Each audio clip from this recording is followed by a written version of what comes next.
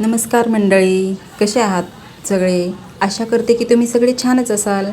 आज व्हिडिओ खूप खास आहे, कारण आज आम्ही बऱ्याच दिवसांनी बाहेर फिरायला गेलो होतो. पण नेहमीप्रमाणे कुठे शॉपिंगला किंवा बाहेर खाण्यासाठी नाही, तर आज निसर्गाच्या सानिध्यात टेकडीवरती आणि आपल्या जवळच माझ्या घरापासून असलेल्या महादेव मंदिरात दर्शनाला गेले होते. खरं सांगायचं तर रोजच्या धावपळीच्या जीवनामध्ये आपल्याला स्वतःसाठी वेळच मिळत नाही. घरकाम, स्वयंपाक, मुलांची कामं, बाकीच्या जबाबदाऱ्या हे सगळं करता करता दिवस कधी संपतो हे कळतच नाही. म्हणून आज म्हटलं चला बऱ्याच दिवसांनी टेकडीवर जाऊया, कारण खूप दिवस झाले आम्हाला टेकडीवरती जायचं होतं. टेकडीवरती जाण्यासाठी आम्ही निघालो, पण त्या अगोदर लागतं महादेवाचं मंदिर. टेकडीच्या बाजूलाच आमच्या तिथे जवळच महादेवाचं मंदिर आहे.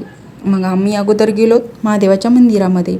मग तिथं नंदी महाराजांचं दर्शन घेतलं सगळ्यांनी. नंतर महादेवाचं दर्शन घेण्यासाठी आम्ही पुढे निघालो, पण तिथं आरतीसाठी चाललेली होती साफसफाई, त्यामुळे आम्ही तिथं बाहेरूनच दर्शन घेतलं. जे काही तुपाच्या वाती, अगरबत्ती, कापूर वगैरे आणला होता ते तिथेच मी लावून घेतला.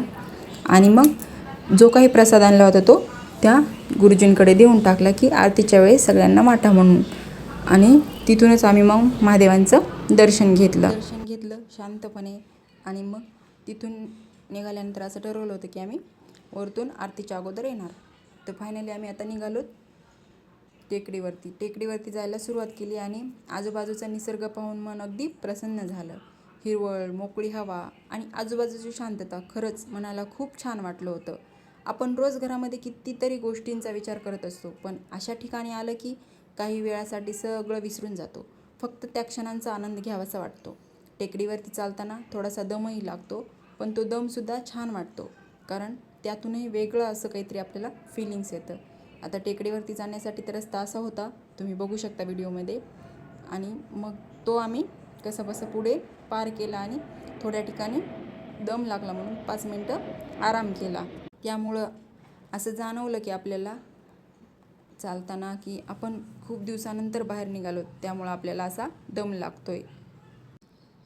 आणि मंडळी, टेकडीवर फिरण्याचा आणखी एक फायदा म्हणजे निसर्गाच्या अगदी जवळ जाता येतं. शहरात राहून आपल्याला सतत गाड्यांचा आवाज, गर्दी, कामाची घाई हे सगळं असतं, पण इथे आलं की फक्त वारा, पक्ष्यांचे आवाज आणि आजूबाजूची शांतता, मन अगदी प्रसन्न होतं. चालता चालता आम्ही कधी टेकडीवर पोचलो हे कळलंच नाही. आणि मग तिथे टेकडीवरती गेल्यानंतर बघू शकता की हे पोरींचं कसं चाललेलं होतं, इकडे पळणं तिकडे पळणं, कारण त्यांना एकदम मोकळं वाटत होतं, एकदम फ्रेश वाटत होतं. मग त्यांनी थोडंसं इकडे तिकडे सगळीकडं फिरल्या, छान वाटलं त्यांना. आणि इथं टेकडीवरती असे झाडे लावण्यासाठी पाण्याची सोय केलेली आहे आणि वृक्षारोपण तिथे चालू आहे, कारण आता पावसाळ्यामध्ये झाडे लावले तर झाडे येतात. आणि म्हणूनच सगळ्यांनाच असं म्हणणं आहे की झाडे लावा, झाडे जगवा, कारण आपण झाडे आहोत तर आपण आहोत. आणि झाडांमुळं आपल्याला एकदम किती छान असं वातावरण मिळतं, ऑक्सिजन मिळतो. त्यामुळं झाडे आपल्या आयुष्यामध्ये खूप महत्त्वाचे असतात. एवढ्या छान निसर्ग वातावरण रम्यात आम्ही एकदम छान वाटत होतं तिथे गेल्यानंतर. कुठलीही मोठी ट्रिप नको, मोठा खर्च नको, फक्त आपल्या कुटुंबासोबत आपल्याला थोडा वेळ हवा असतो. निसर्गाची साथ पुरेशी असते. या अशा निसर्गाच्या वातावरणात जर गेलं तर एकदम छान वाटतं आणि मनही एकदम फ्रेश होतं. आता वरती आम्ही थोडा वेळ असं बसलो, गप्पा मारल्या आणि भरपूर सारे फोटो व्हिडिओ काढले, कारण वातावरणच एवढं छान होतं की फोटो आणि व्हिडिओ काढण्याचा आम्हाला मोह आवरलाच नाही. आपण रोजच्या आयुष्यात कितीही व्यस्त असलो तरी त्या छोट्या क्षणांसाठी वेळ काढायला आपल्याला हवाच. आणि हे छोटे छोटे क्षण जर कॅमेऱ्यामध्ये टिपले तर ते आपल्याला खूप साऱ्या आठवणी देऊन जातात. कारण आयुष्य म्हणजे फक्त काम करणं आणि काम पूर्ण करणं असं नाही. आयुष्य म्हणजे त्या कामांच्या मधून आनंदाचे क्षण शोधणं, यालाच आयुष्य म्हणतात. आता मग तिथं बराच वेळ आम्ही बसलो, एकदम निवांत वाटत होतं. वरतून एक एरोप्लेन जात होतं, तुम्ही व्हिडिओमध्ये बघू शकता की. आणि इथं बघा अशी छोटे छोटे एकदम गवताला फुलं आलेले होते, एवढे छान दिसत होते ते, नाजूक नाजूक एकदम भारी वाटत होतं ते. थोडे थोडे फुलं, अजून काही बरेच मुलींनी फुलं घेतले होते, ते लावले होते मुलींनी केसामध्ये. आणि इकडं बघू शकता की टेकडीवरून बाहेरचा व्ह्यू किती दिसत होता सुंदर.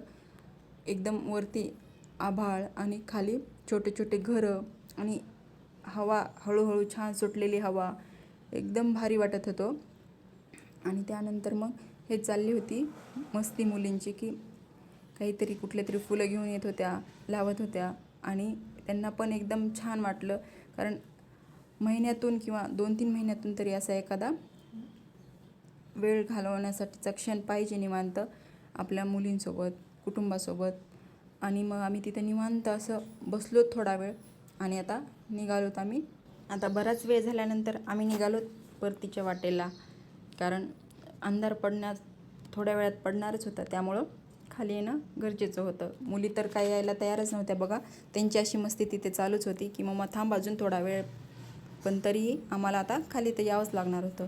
मग येताना जसा उत्साह जाताना होता तसा परतताना मनात एक छान समाधान होतं की आपण आज काही विशेष केलं नाही, कुठे लांब फिरायला गेलो नाहीत, पण तरीही दिवस खूप छान गेला.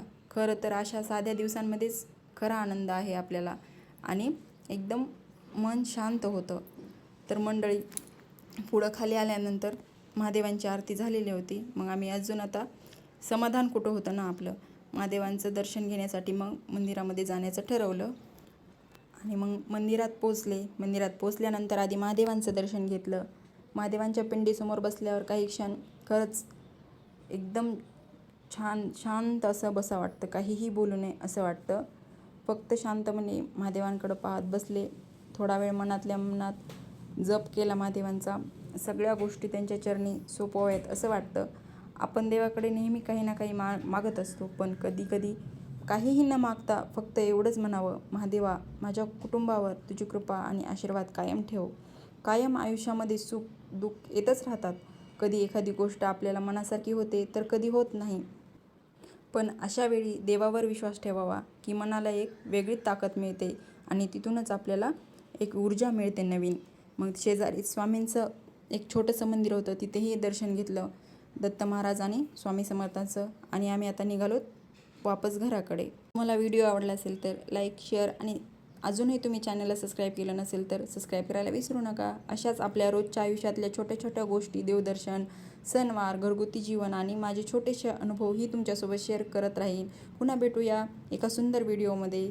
चला तर मंडळी, तोपर्यंत सगळ्यांना श्री स्वामी समर्थ.